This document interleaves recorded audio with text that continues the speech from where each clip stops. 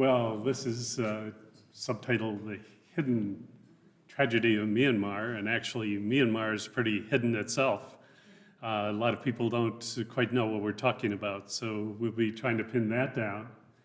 I put also it's a modern dystopia. We know about utopias, which is a perfect society, kind of harmonious society. A dystopia is a society that causes suffering and pain. And certainly Myanmar would qualify for that as well. I traveled there in 1998, so some of these pictures are a little bit old, but they show the character of the history of Myanmar. And then also we'll take a look at what's happening today with the Rohingya Muslims, what's happening with them, but also with Aung San Suu Kyi and who she is, and what's happening to the democracy and the civil war that's broken out in Myanmar. So it is a tragic situation. It's one of the most beautiful countries I've traveled to. I've given talks on about 45 to 50 different countries, and Peru and Tibet and all these places have been really cool. But this trip to Myanmar was really special because it's a unique place, and also Americans weren't supposed to travel there at the time. We'll get into the story of how I got to travel there, and it was just an interesting story. You see Lake Inle here, which is the north part of Myanmar, and some of the beauty, the mountains in the background, and thatched huts, and it's slightly smaller than Texas, 55 million people. It's got a fairly short lifespan, 65 years. We're around 79 for an average. We're 46 in the world. Places like Mexico have 84 lifespan average. There's countries that have more of a lifespan length than we do right now. COPD, strokes, heart disease, diabetes, Alzheimer's, well, it's the same diseases you have all around the world, but they just don't have the care. So if you come down with something, to live with it, which of course in history was the case all the time, everywhere. We're used to having healthcare available to us, but there are many places in the world where it's not there, and you can't afford it, but mostly it's just absent. I knew before I went that there was a lot of infectious diseases, bacterial and protozoal diarrhea. I happened on that myself. We'll get into that story. Hepatitis A, typhoid, dengue fever, malaria, Japanese encephalitis. From the traveling that I've done to rainforests and different kind of obscure places in the world, I've been inoculated, vaccinated for a lot of stuff. And so hopefully that will take care of you. If you look over on the bottom of the map, it says the capital city is Naypyidaw, and Naypyidaw is a new city. The capital city used to be, I think we would recognize as Rangoon. They changed it to Yangon, but the generals who run the country are not very popular, and they built a city for themselves that's basically isolated from the population that they govern. And so this is a new capital city for Myanmar. Whoops, I think okay. Myanmar is mainly Burmans, 65% of the people, but there are a lot of minority ethnic groups. Some you may have heard of, most likely not. Kachins, the Shan states, maybe because it's part of the Golden Triangle, and they produce a lot of the opium that the world uses.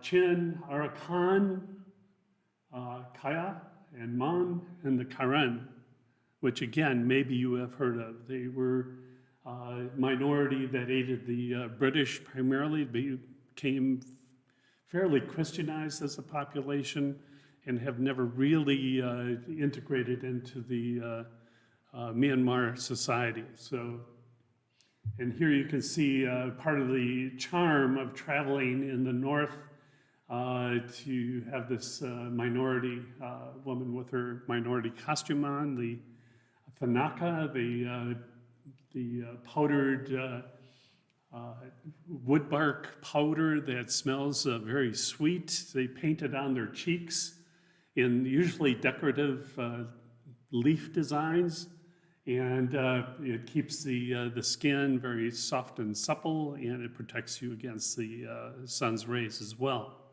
And I thought it was quite attractive on the ladies. To locate Myanmar, it's Thailand. It's off on the southeast to your right on the bottom. Laos, China, India, Bangladesh. So they have some powerful neighbors, especially China and India. And they do vie for influence in Myanmar. And some of the disturbance that has been going on and some of the economic corruption, let's say, in Myanmar is caused by some of the China trade, and we'll get into that. Two major rivers. This is basically what Myanmar is. The Irrawaddy River, which is in the red, and the Salween, which is in the green. And this was a British colony. They took it in the late 19th century. And to sit along the Irrawaddy and have a gin and tonic made you feel somewhat like being in the British Raj in a sense. Why gin and tonic? Well, tonic was quinine, and this is a malaria area. So if you're going to take your medicine, you might as well take it with gin, right? And this is what they were doing when they were drinking there. So if we know of Burma, which was the original name or the early name of Myanmar, we maybe know it from the World War II campaigns, or maybe we watched Jeff Chandler, the tall, handsome actor, and Ty Hardin, and Claude Akins is another one I recognize here. They made a film of Merrill's Marauders, which was a 3,000 volunteers that went into the jungles of Myanmar, or Burma at the time, I should say. And if you read This Is Hollywood, the men who couldn't go on, the mission that couldn't be done, the picture that can't be forgotten, a true story of heroism and human endurance beyond any you've ever seen. Now that's Hollywood. They had walked 10,000 miles in their fighting in Burma. Out of the 3,000, 2,207 were killed, wounded, or evacuated for disease. Wow, that doesn't leave a lot of them left. They didn't reconquer it from the Japanese, that was the British Army, but they disrupted the Japanese army in Burma.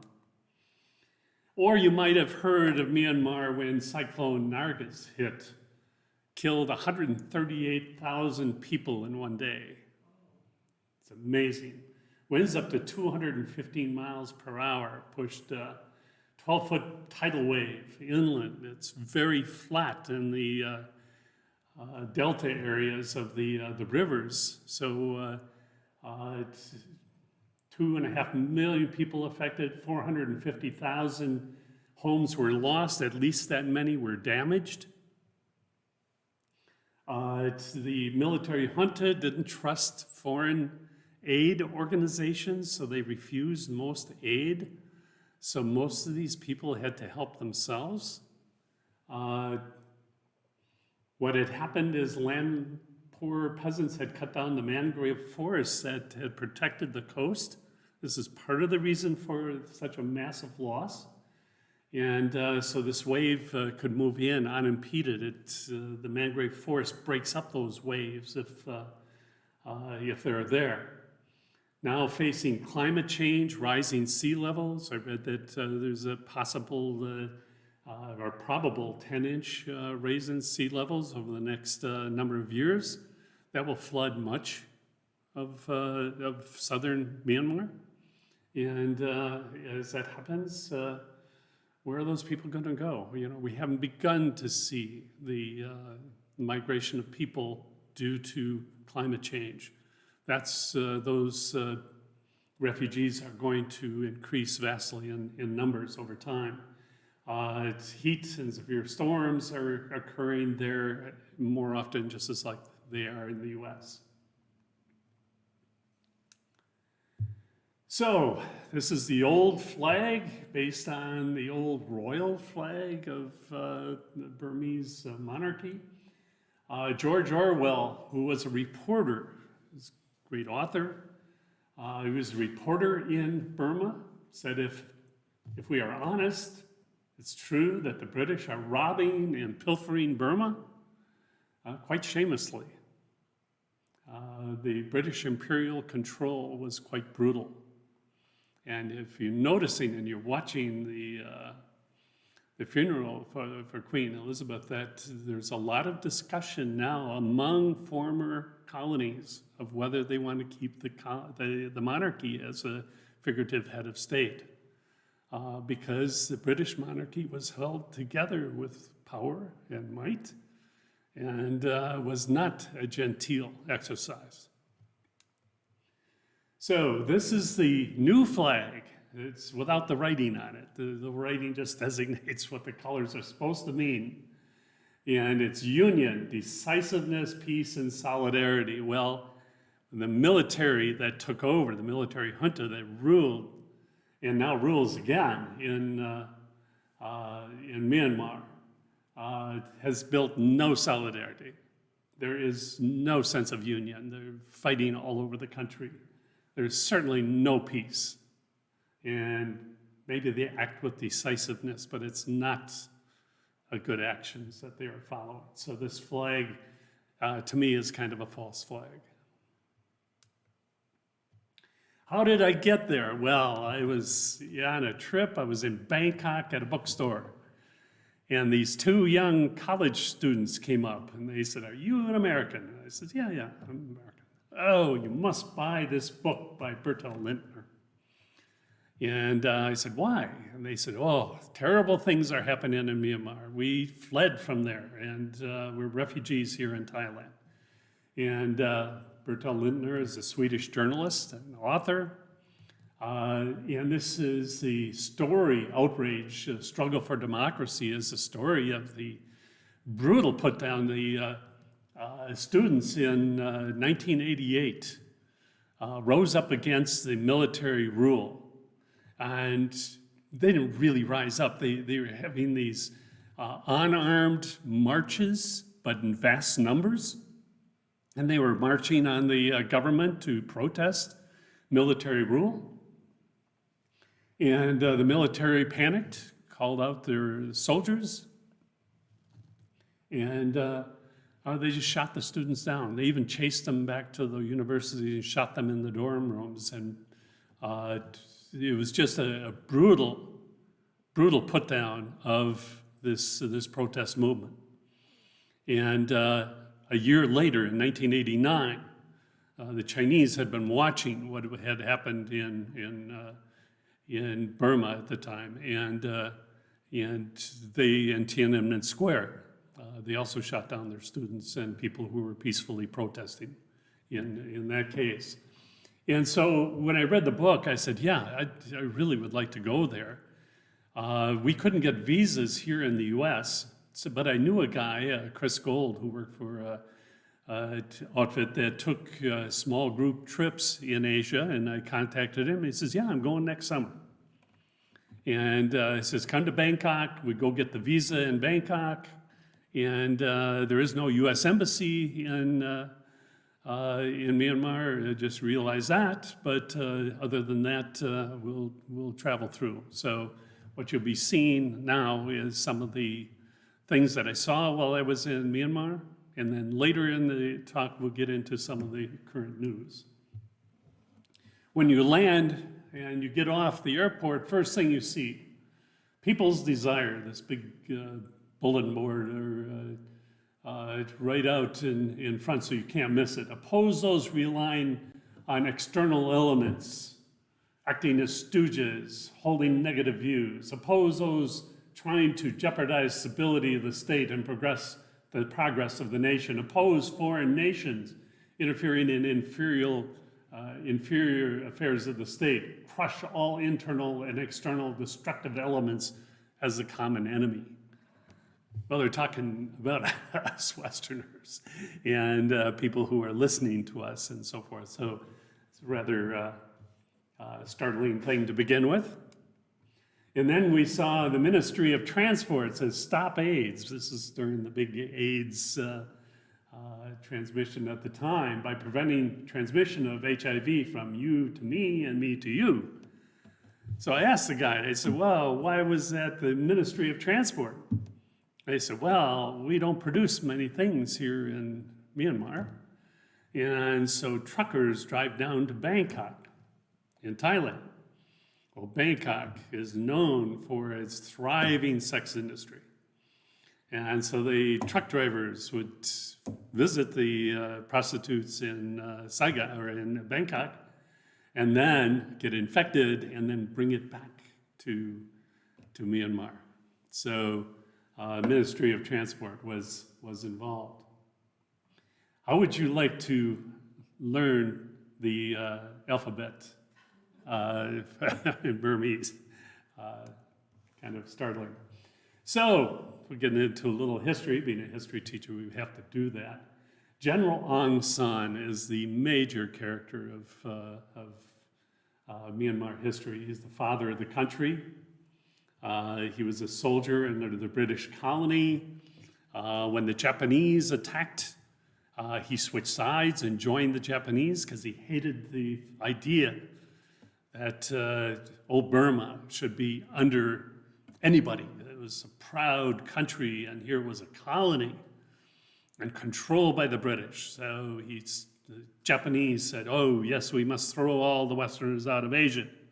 So with their co-prosperity sphere, join us, and we'll all be prosperous. And so he switches and joins the Japanese against the British, and he finds out, oh my goodness, Japanese are worse than the British.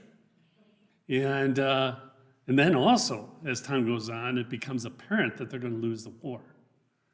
So then he switches sides, and he joins the British in driving out the Japanese. It was the British 14th Army. And that was called the Forgotten Army. This is kind of a forgotten area of the war, basically. And but they do succeed in driving them out. And now after the war, Aung San said, you know, we helped drive the Japanese out. We're not turning this country back over to you, British. And the British said, well, you know, we're really trying to hang on to India and some other parts of our empire. We agreed to let Burma go. So there's an election. His party won 197 of 202 seats, and he's meeting with his first cabinet. The government has not been formed yet, and his rival breaks into the cabinet office and machine guns down the cabinet, and Aung San, General Aung San is assassinated. So they have a democracy until 1962. Other people will fill in, but in 1962 there is a military coup, and General Ne Win takes over. And since that time, basically, the military has run this country. So they had a promising start, a father of the country, a George Washington figure, bigger than life, General Aung San. And he is assassinated. So we go along. In 1988, the generals put down the students.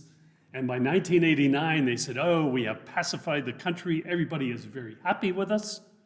We will have a general election. Well, Aung San Suu Kyi was General Aung San's daughter. And she had been raised in Britain and was married to an Oxford professor. But she was there and she said, oh, this is terrible what's been going on. I'm going to run in the election. And the people were just overjoyed that she was running. And so she wins her National League for Democracy, won a majority over the military candidates, and they couldn't believe it. They said, we even stuffed ballot boxes and we still lost. It was terrible. And so when she was ready to take over the government, she was put under house arrest, and she was kept under house arrest until 2010. In the meantime, her kids are being raised in Britain. Her husband gets cancer and dies.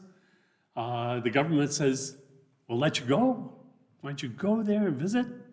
But she knows if she goes, she'll never get back. And she is the symbol of resistance to the military in Myanmar, so she stays. Through all that period, she won the Nobel Peace Prize in 1991. And just a kind of a note at the end here, 2002, Bono won the Grammy for Walk On Through the Rain. This is dedicated to her. So this is a monumental figure in her own right, just a symbol of a woman standing up to a military and not backing down. And when I was there, it says deadlock in Rangoon. They were still calling it Rangoon at the time. Yangon is the new name. Opposition leader Aung San Suu Kyi said recently she is willing to tango with the military junta. But will the generals get on the dance floor? She's willing to talk to them, but are they willing to give up any of their power? Are they willing to negotiate? Absolutely not. Until a little bit later, we'll get into that. So while I was there, a couple of us, I said I wanted to go down where she lives, under house arrest. And so we were walking down the street, and a soldier steps out of the bushes here with the flowers. And he's got an AK-47. And he said, where are you going? We said, we're walking down the street. And he said, why? And we said, well, Aung San Suu Kyi lives there. We just want to see the house. He said, no, can't you see the sign? It says no entry. We said, no, that sign's for cars. That's on the street. We just want to walk down the sidewalk. He said, absolutely not. You go. So I told these two, I said, why don't you pose? I want to take a picture of that soldier with his rifle. He ducked back into the bushes just before. So believe me, there is a soldier in the bush. But you can't see him anymore. Our guide was Meme Tet. She had told me a story about she bought Aung San Suu Kyi's book, Freedom from Fear, and she brought it home. And her father saw her with it, and he said, oh, what are you doing? He said, you can have life at hard labor just for owning that book, much less reading it. And he took it in the backyard, and page by page, he burned it and buried it in a pit. And so this is the state of fear that these families were living under. And it must have gained her confidence because she said, I told her what I was trying to get evidence about, what was going on. And she said, well, I'll help you see the political prisoners and things like that when we locate them. So the workers out here in this mine are students and intellectuals who have been arrested at the universities and put at hard labor. And we saw a number of mines and places like that, and she would always point them out. And here you can see the uniform, the white shirts and the tan lungis. Lungis are like a tan skirt, in this case tan, and that's the uniform of the political prisoners. So we saw them loading something on a truck, and she said right over there, those are political prisoners. So I was able to get a picture of them. You don't want to be caught taking pictures of things you're not supposed to, but I did want to get some of the shots that, this is pretty sensitive here. Also, the military did not like to have their picture taken, so you'll see pictures of soldiers, but their backs will be turned. So here we've seen the backs of two soldiers. They're called the Tatmadaw, and that is the Myanmar army, 200,000 strong, well equipped by China. And the military is knee-deep in corrupt businesses, drugs, timber, cheap labor, jade, all these valuable things that Myanmar should be an incredibly wealthy country. But it's so corrupt, and it's run only by the military elites. This is a guard guarding a bridge. So guarding the infrastructure, why? Well, this is a bridge we were supposed to cross a little bit further on, and had been blown up by opposition to the military junta. So they were around, and there was fighting going on, as there has been ever since the military took over, in different parts of the country. And terrorism and military conflict are not uncommon.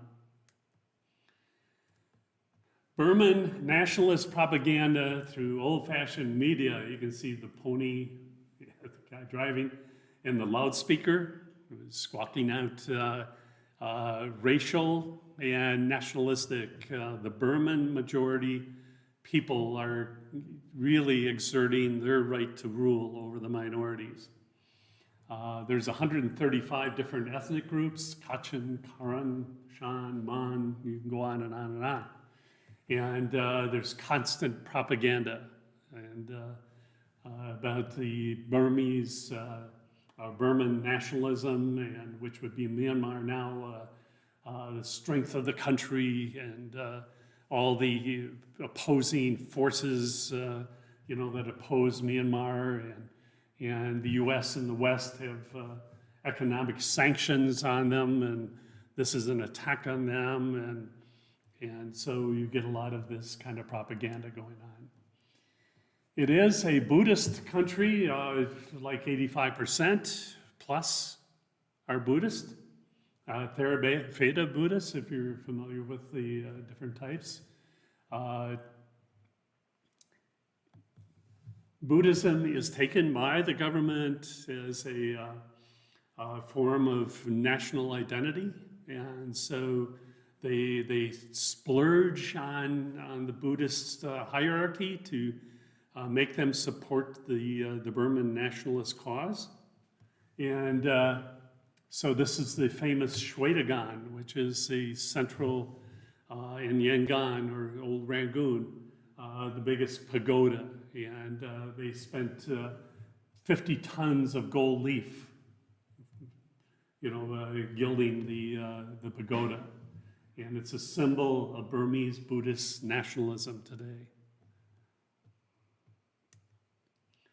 And, well, we probably know a lot of the story, hopefully, of Siddhartha Gautama, 5th century BC. He was a rich prince, and he goes through a number of experiences and becomes the Buddha, the enlightened one. And then his teachings form the kind of basis of Theravada Buddhism. So what are those teachings? Well, I was at a pagoda, and I was walking on the stones, which is kind of a courtyard. And this guy comes up, and his English was excellent. He just said, you know, you have your shoes on. This is sacred property. So he escorted me off the platform, and I took my shoes off. And then we had a really nice discussion. He was saying that, you know, the enlightenment that the Buddha had was that he discovered that all life is basically one. That when we come to the realization that our ego and our feeling of separateness and that we are separate from all other life is wrong, then we are ripe for enlightenment. And in the end, once you get to that point, after many reincarnations usually, then your soul expands to be part of the oneness, and that oneness is kind of a vague, they don't have a God, but it would be part of what we would maybe say would be God. It's part of the oneness that everything is. And you gain that by not fighting things. You know, all life is suffering and things because we want things that we can't have. And we want perfect health, you can't have it. We want wealth, but wealth is easily lost and it doesn't satisfy. And all these various things, what you have to learn is to let go of them and to quit desiring them. And when you do, you'll find that your life becomes much more full. And you begin to observe life the way that it really exists. And mindfulness is part of this. It's just when we taught at Wassa West, we had to teach about some of these Buddhist countries. And I always liked one of the Eightfold Path, or a couple of them. One was to, I tell the kids as an experiment, listen to yourself talk for a week at school. And at home too, all around. Listen to yourself and note what you're saying. And then also see what you're thinking about and hold that in mind. And at the end of the week, review it. That's who you are. Don't kid yourself. That's who you are. And you are what you think and what you do. And that's Buddhism. And that was always kind of, kids would come and say, whoa, you know, I discovered something about myself. Buddhism can be kind of perverted, and we'll talk about that later, but this guy was really good. He was interesting. Many in Theravada Buddhism, lots of most young men become monks for a short period of time, and then they can continue if they want. A good portion of the male population are monks in the Theravada Buddhist tradition. You can only own your own robes, some slippers, and a begging bowl, sleep on a hard surface. You have to go out and beg in the morning, which just means you take your begging bowl out and people will drop food in that. The people who are dropping food in there for you are earning merit. So you don't even have to thank them. They are doing this for their own good. And so then you must eat everything by noon, and then you don't eat again until the next morning when you go out and you collect your food. In this case, novices, young monks are lined up with their begging bowls, and they're at a wedding. And the couple who are getting married are earning merit for themselves by feeding the monks at their wedding ceremony. This is a business. You can see the young monks there in the begging bowl. They have these little, they have the small little bowls. So they're dishing up some stew into the bowls. And I asked the business owner, I said, why are you doing this? You do this every morning? Oh, yes. And our business is prospering. It's because we are earning merit. So this is really important in a Theravada Buddhist country. The young boys serving as novices for several months. It's like confirmation for a lot of Christian people. You learn the essence of the religion, and then you can continue on as a monk or go back and live in society. but you know then how to operate in the religion. He is carrying some food to some of the older monks and is balanced on his head. This is the pagoda of the Maha Muni, the great Muni of Mandalay. It's a teaching monastery. It's beautiful. And we were told that at early in the morning that we could go and see this happening. This is a statue of Siddhartha Gautama, the Buddha, and it was made during his lifetime, and Siddhartha saw it. And he says, oh, it's so lifelike, and he breathed life into the statue. And so it's gold, and devotees know it's the living Buddha, so they come in the mornings, and they wash its face, and they brush the teeth, and then they take the water that they use to do this back to their villages to use kind of as a holy water in their activities in the villages. But you can also get some gold leaf, which is incredibly thin slices of gold, and then put it on the statue. So all that model part of gold that you see is gold that has been placed there over the centuries. 4 a.m. I had to get there, so I had my taxi ready at 3:30 to meet, and watch them brush it to and take care of the Mahamuni. Gold leaf is 90% pure gold, and you can take 1 ounce and make 12 square feet, which still boggles my mind, but everything I read about it says that's true. And you get it on a little sheet of paper. It's like the Wrigley's spearmint, you know, with the foil, except it's much thinner. And so you buy a little piece of paper with that on, and then you pat it on the statue. Whoops. And these kids were watching their parents pound the leaf, so they're probably doing what they're going to be doing when they get older. And then Mount Kiatko, it was really interesting. It's 3/4 mile up. It's sacred property, so you had to take your shoes off.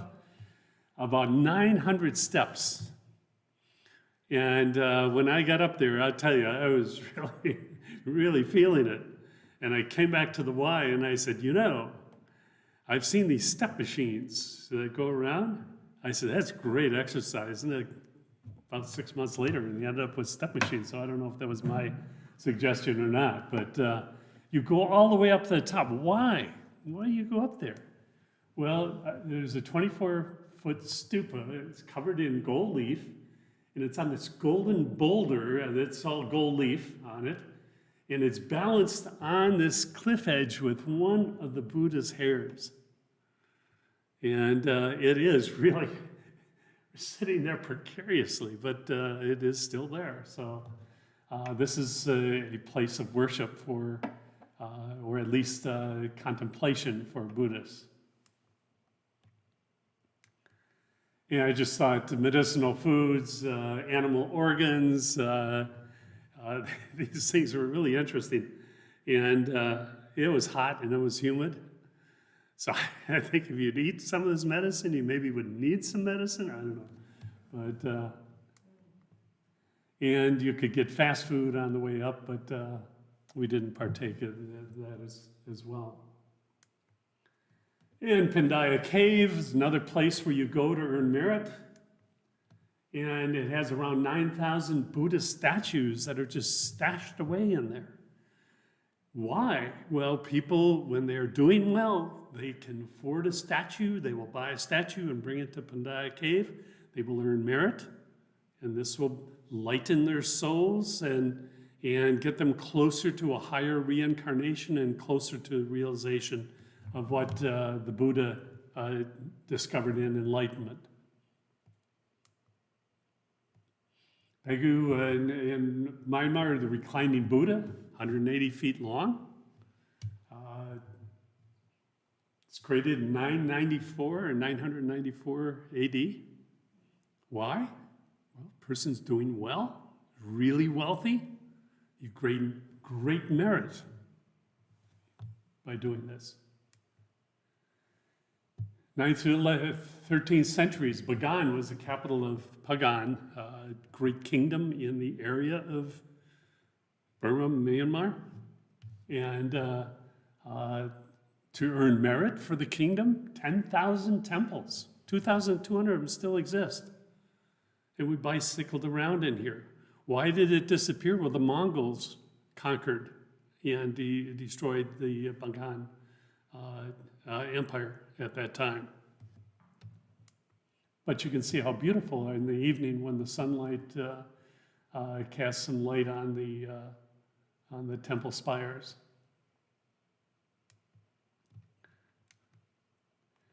And here's a girl wearing Tanaka, very fragrant, protective, and her hope is that if she is really a good person in her life, fulfills her role, then in her next life she'll be born as a man so that she can have a chance for enlightenment. Females cannot.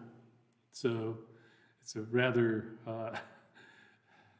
misogynistic religion in that sense. Yeah, this was a fun stop. We stopped at the Jumping Cat Pagoda. And I said, what's this all about? And the monk said, oh, we were so poor. And we were wondering what to do. And then we saw one of the novices trained a cat. And he would hold his hands like this, and he trained a cat to jump through. And tourists would say, oh, isn't that cute? So then we trained a whole bunch of cats to jump really high and made these hoops.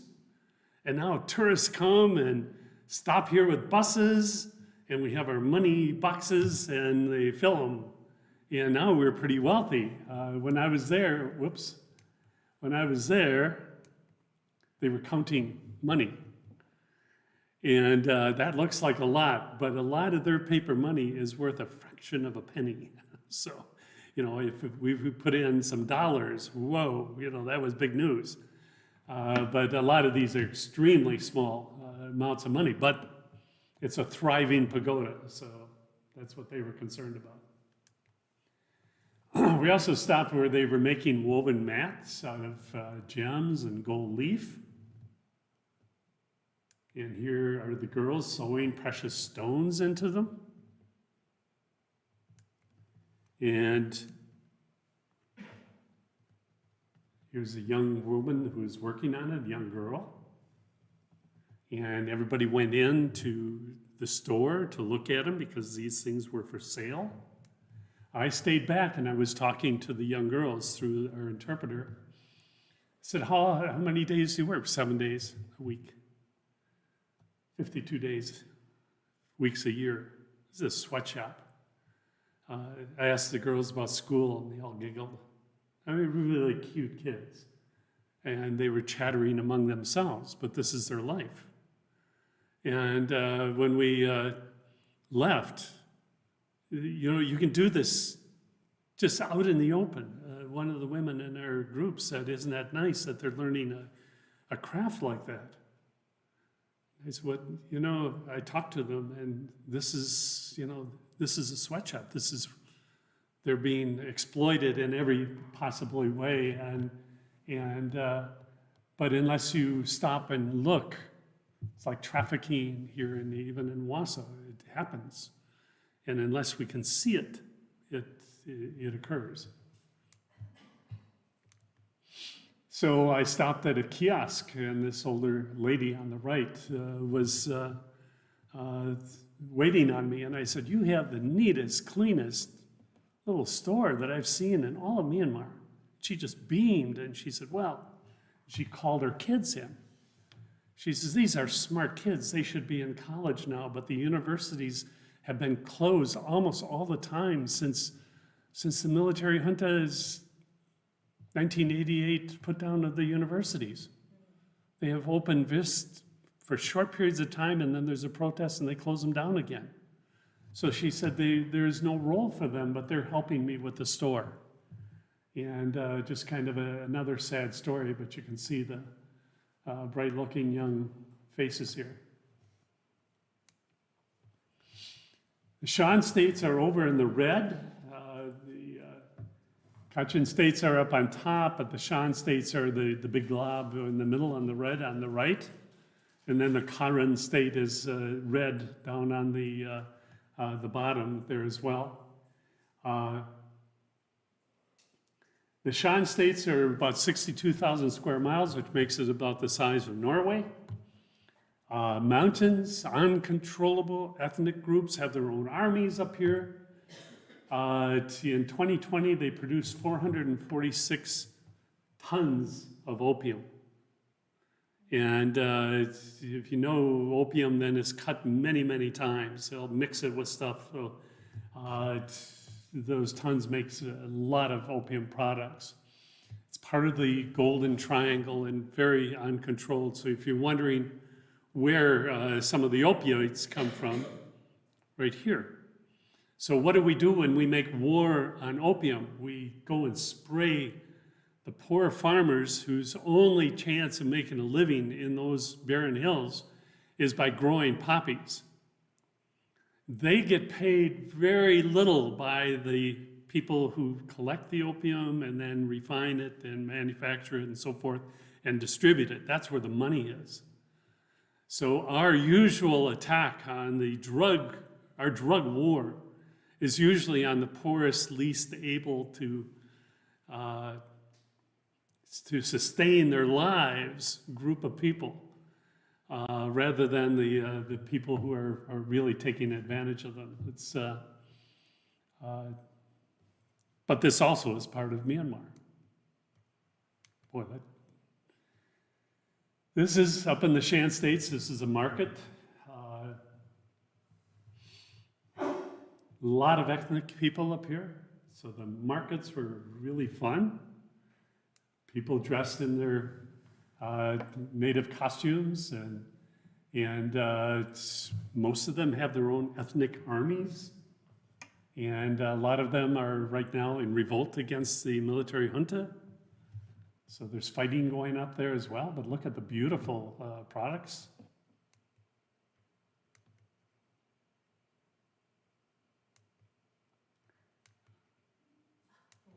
And I saw these caramelized ants. And I said, oh, I gotta have those. So I bought a bag and I brought it back. We had a group of about 10. And I put it in the middle and I said, we're gonna have ants for breakfast, for dessert. Oh, no, everybody said they weren't gonna eat them. So they're caramelized, and you can caramelize anything, it's gonna be good. I tried some, and they were crunchy, and they were sweet and salty, and they were really good. So I'm saying, this is really good. And then one person said, oh, what the heck, I'll try it. Oh, wow, these are really good. By the end, everybody was eating and enjoying the ants. And it just goes to remind you that insects are going to be a future major food because they're high in protein, they're easily raised, and a lot of them are very edible. This banana lady, she was laughing because I complimented her. I said, you're dressed just like your bananas. And she thought that was fun. And you can see the fruit. I mean, it was just marvelous eating in Myanmar. And I went out to Lake Inle, and I took a cab. And I said, I want to get out on the lake. And they said, no, there's no boats available. And he went off for some reason it was just a cab driver. And so I talked to somebody. I said, you got a boat? Will you take me out on the lake? Oh, yeah. Made a deal. So I went out on the boat. Beautiful, right? Fisherman out here. He's got a net. He looks down, he sees a fish. He drops the net over it. And the net comes around on the bottom. And you can maybe see some of the fish in the net. And they spend the whole day standing on their boat like this. I thought, wow, it was really beautiful. And here's some of the fish from Lake Inle. And they had floating gardens on the lake. These are hydroponic, so the roots go down into the lake. And I thought, wow, this is really cool. I got back, and the cab driver was furious. He said, how could you do that? I said, why? He says, when I pick you up as a foreigner, I'm responsible for you. The government knows exactly where you are and who you're with. And you're with me. And he said, this was really disturbing to him. So I gave him a little tip. But and this is one of my favorite pictures from all my trips. This little girl followed me as I walked around the little port town on Lake Inle. And she just would smile and had the Tanaka on her cheeks and stuff. And so I had somebody take a picture of us with my other camera. This is illegal, but Padang women, giraffe women is what they're sometimes called.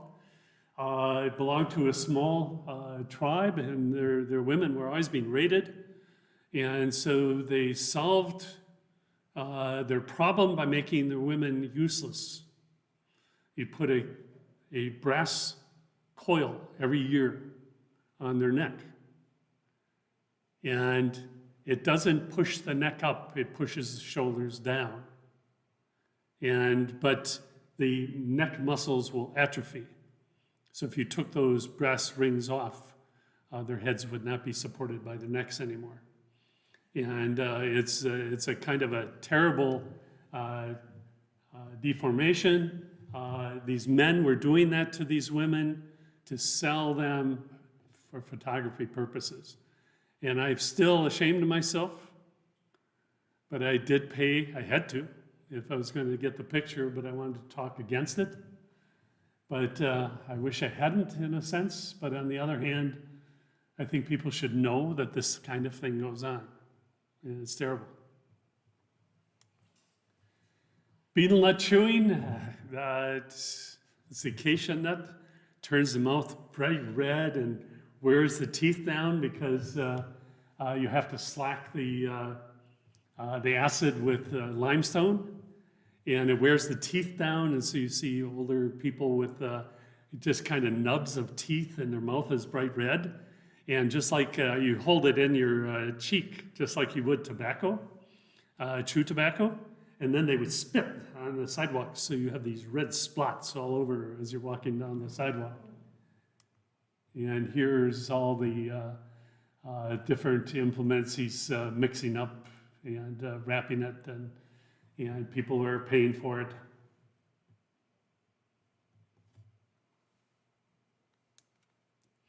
And cheroots, big cigars. They're really, really cheap. So a lot of people smoke them. They're shavings of tobacco and star anise fruit and wood shavings scented with molasses, honey, rice wine, pineapple, tamarind, or banana. I guess they're quite tasty. I don't smoke, so I didn't try one. 6 to 8 inches long. But here you can see she's enjoying her, and you can see other cheroots in packages down below. Extremely inexpensive for people to buy. And a sign maker, it's cutting these letters out by hand. It's got a little sharp little instrument, and I just thought that was so interesting that they're so intricate, the letters, and the alphabet's related to ancient languages, Pali and Sanskrit. And one woman liked this blue fabric, and she said, "Oh, if I had more time, I would order it made into a dress." And the seamstress said, "Oh, I can do that." And the woman said, "Well, we were leaving in the morning." She says, "I'll have it there before you leave." And she did, and it fit perfectly. And you can see the old sewing machine. It's like my mother had, I believe. And here they're harvesting oil, palm oil, to make candy.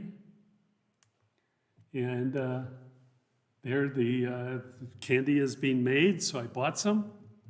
And I tried it, and the next day I was so sick. It was amazing. And luckily, one of the members of the trip had antibiotic along, and by the next morning I was okay again. But man, I'll tell you, don't get palm candy if you're in Myanmar. It's especially along the road like that. Very poor. Who suffers due to the trade sanctions? Again, we're trying to hurt the generals. They're making lots of money off of the Chinese.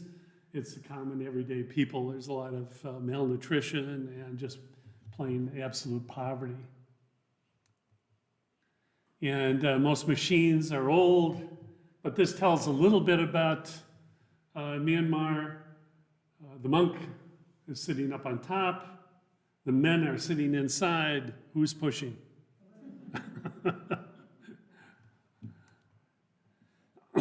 So Buddhism has a violent side as well. It always has. Religion is always dealing, all major religions deal with this. Is the religion only for the select few, or is your neighbor really all the rest of humanity? Do you treat everybody with kindness and love and respect due to your religion, or just your group? And in Myanmar, the generals have tried to take in by paying 50 tons worth of gold leaf for Shwedagon temple and paying the top monks to pervert Buddhism into saying, no, it's just really for Burmans. So in 2007, we had the Saffron Revolution. And saffron is the color of the monk robes. And it was put down, the common everyday monks who come from the common people, it was put down by the military in a brutal way. Monks who supported the junta, the military, were then put in power. So they have tried to take Buddhism in Myanmar and make it a tool of their racial, nationalistic kind of government that they're trying to run. And up on top, you can see a soldier ready to hit a burning monk, and a sign that says Free Burma. So in 2015, Aung San Suu Kyi, who had been released in 2010, her National League for Democracy was swept into office. And all of a sudden it looked like Myanmar was going to be much more democratic. We extended our relations. The British got interested, the Norwegians, the European community. Everybody was anxious to support Aung San Suu Kyi in creating a new Myanmar. The military, however, retained the control of the army and the police and the internal security offices.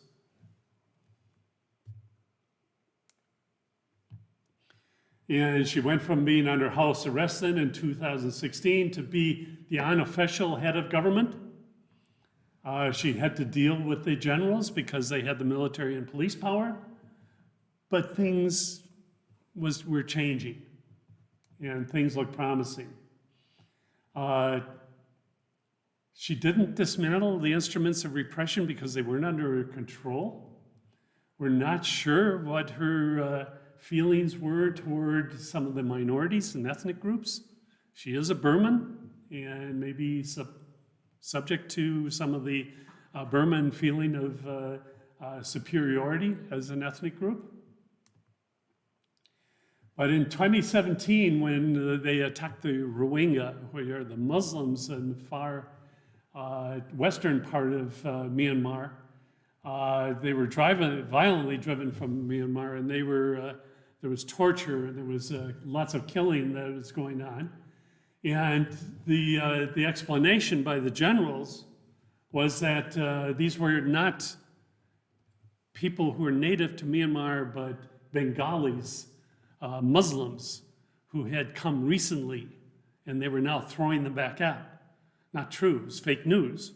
These people had lived there for centuries and were part of Myanmar. But the Burmese Buddhist nationalists have hated having Muslims in their country.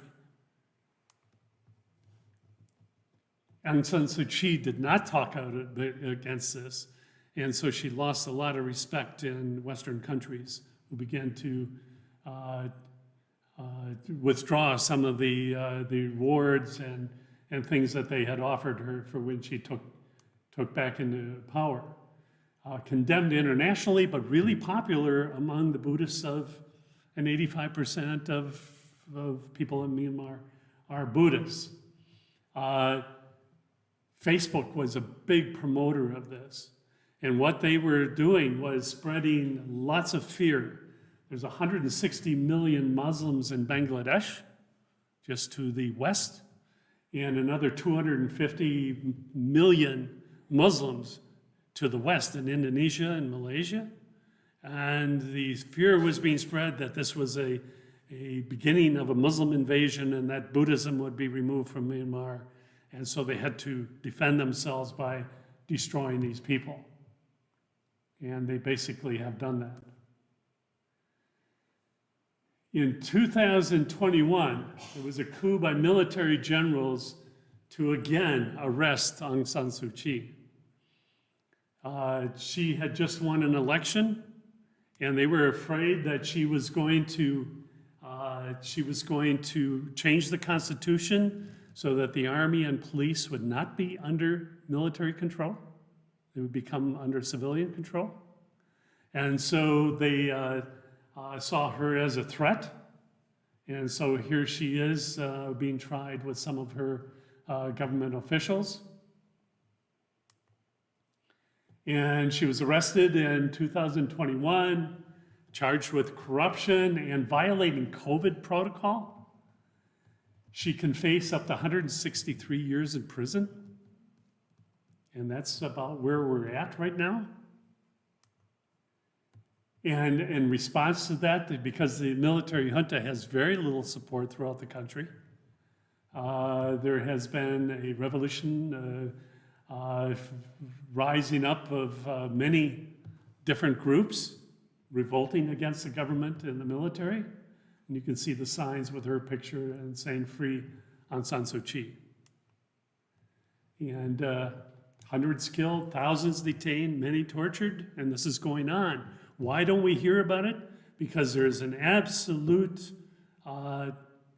ban on journalists, on television cameras. We have no pictures, and we have no journalists in Myanmar. And if we don't have the pictures to show on TV, it doesn't exist. But this is going on right now as we speak. We hear about Ukraine and everything that's going on there, but we do not hear about Myanmar and the terrible things that are going on there. Part of the problem for the people revolting is there are 400 resistance groups, different little armies and revolutionary groups, and they are not united. Some of them want independence from Myanmar, some want to reform Myanmar, some just want to throw out the military junta. There's no unity among these 400 different groups.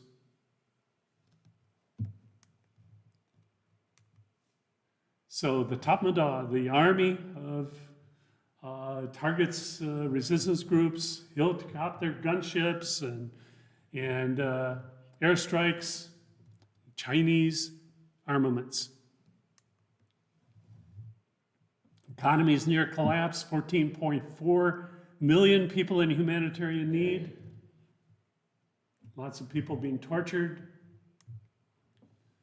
And why is China involved? Well, they have Yunnan province up on the right side there, China's Belt and Road Initiative. This is one of their major projects, is to build a pipeline down to get Arab oil that will flow up into Yunnan province, which is in southwest China. And there's a lot of unemployment and it's not developing as fast as the rest of China. This is going to remedy that in their ideas. There's also a railroad and highways that are being built along the pipeline.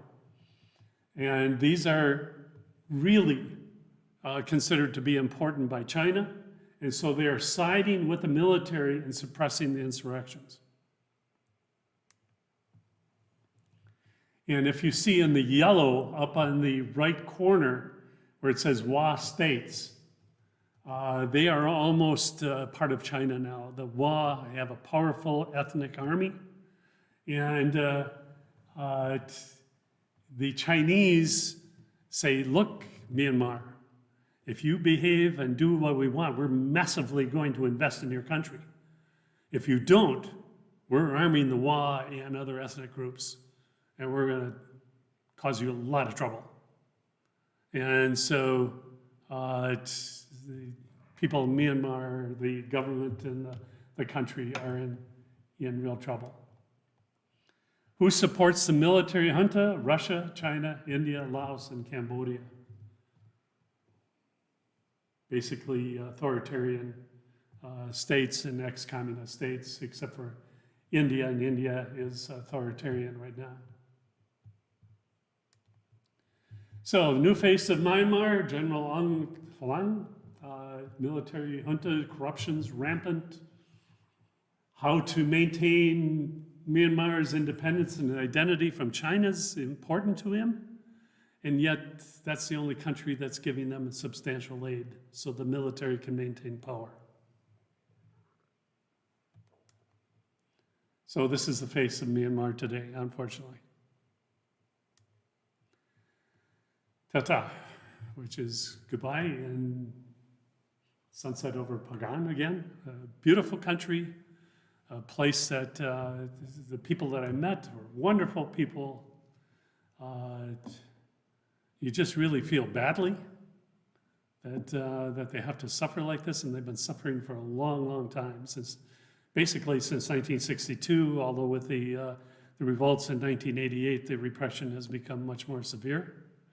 There's absolute no freedom of the press, of expression, of opposition, or anything like that. It's a lot of political prisoners being worked. So it's really a hard situation. Yeah, and just a little self-promotion. I've got my book here. This is from I'll be talking at the Landing every month now. I've been doing assisted living places every month, at least 10 months a year for the last 12 years, maybe. So about 650 talks on different countries and places. And during COVID, I couldn't go and visit my 16-year-old, well, they were 13 when this started 3 years ago. And I couldn't go visit them, so I was sending text stories of the travel and funny things growing up in Marathon City and things like that. And then a friend of mine said, oh, you should make that into a book. And so it was COVID, it was nothing much to do. So that's what I did. And it's at Yankees, or I have a few here if you're interested in buying one. So anyway, thank you. Any questions or?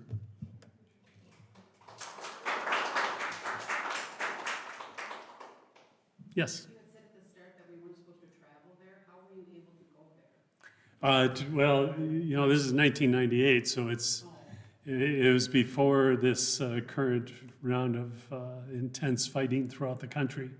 They wouldn't let you in now. I had to go to Bangkok to get a visa because you couldn't go to the U.S. embassy. There was no embassy here in the U.S. So we were unofficial tourists from the U.S. in Myanmar. Yes? Is there still no embassy in Myanmar? Is there a U.S. embassy? Yeah. No, absolutely not. No, they, no, we have a lot of sanctions against them for their actions against the Rohingya, the Muslims, and also for the coup now of the generals overthrowing Aung San Suu Kyi and putting her under arrest. There's just general disapproval of what's going on, and we have relations only through third parties. Don't you have to be afraid for your life? What's that? Don't you have to be afraid for your Question is, do you have to be afraid for your, did I have to be afraid for my life? No, it felt as in most really authoritarian countries, you're probably safer. And the police are everywhere, and they are, unless you do something that they would oppose, they see attacking their country, then you would have to be concerned. But we were fairly careful in that, I think. Well, there was obviously an ethnic conflict, and then is the main religious conflict between the Buddhists and the Muslims? Yeah, it is a predominantly Buddhist country, and they see the Muslim presence as a kind of a cancer on the country, and that Bengal and Indonesia and Malaysia, being in that southern tier of countries, kind of bordering, they think that the end idea of the Muslims will be to wipe out Buddhism and make this into a Muslim country. And so they're fighting for their existence, their identity, and their existence as a Buddhist country. Yes? I'm surprised that you were able to take pictures of some of the political activity and signs, like the big sign you saw when you got off the airplane about people's desire. Yeah. But I was in Minneapolis at the time of the last coup, and I happened to be involved with a number of people accidentally from Myanmar. Good. And they wouldn't talk about it. But is there an enclave of citizens from there in Minneapolis? That I don't know about Minneapolis, but there certainly are Myanmar expats living in the U.S., yes. Yeah, especially Karen people, and but others who fled and continue to flee, and they find a place, to immigrate to, and the U.S. is one of the places, but most of them are wealthy enough to get here, but we do have, People were wealthy, the people that. yeah, I wouldn't think they would be, yeah. I had a question. Yes. When you were there, where did you stay? Did you stay in a home or? No, we stayed in hotels and ate very well, and I was a little bit ashamed of, some of the opulent food that they serve for foreigners, because they want your hard currency, your Western currency is really valuable to them. And I just remember being in China in 1980, and they were just coming out of the Maoist years, but we went to the park in Beijing, and it was glassed in, and this big banquet had been set with the tables just heaping with food. And so we sat around these long tables, and all of a sudden I started looking around at the windows, and people were looking in, and all of a sudden you lose your appetite a little bit, because that's more food than they see in a month or a year. So, but that's the nature of those societies. Okay, thank you.